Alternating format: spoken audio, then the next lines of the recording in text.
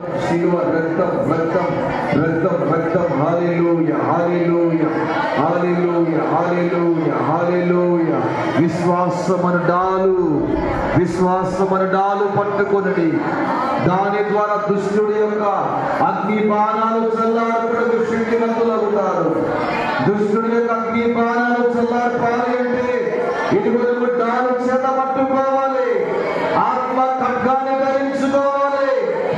ఈ ఆత్మ ఖడ్గము, ఈ విశ్వాసం అనే డాలు ఇదిగో మరియు ప్రార్థన విజ్ఞాపనల ద్వారా దుష్టుడి యొక్క బాణాలు ఆర్పుటకు శక్తివంతులవుతారు. హల్లెలూయా. అపవాదికి సమయం వచ్చినని ఇదిగో వాడు బహు క్రోధము కలిగిన వాడై మీ యొక్కకు దిగి వచ్చుచూ ఉన్నాడు. వాడు కత్తి సింహం వలె ఎవరిని వెలిగొదలాని వాడు తిరుగుతూ ఉన్నాడు. ఇదిగో వాడిని మీరు బంధించాలి అంటే, వాడి మీద మీకు జయము కావాలి అంటే ఇదిగో మీరు విశ్వాస ప్రార్థన చేయాలి. ఆత్మ ఖడ్గాన్ని ధరించుకోవాలి. విశ్వాసం డాలు పట్టుకోవాలి. నీతి అని మైమరుపు తొడుగుకోవాలి. మీ పాదములకు సమాధాన సువార్త వలన సిద్ధమంతను జోడు తొడుగుకోవాలి. మైమరుపు కట్టుకోవాలి, తొడుగుకోవాలి. ఇలాంటి మనం కలిగి ఉన్నప్పుడు అపవాది మీద మనకు జయం కలుగుతుంది.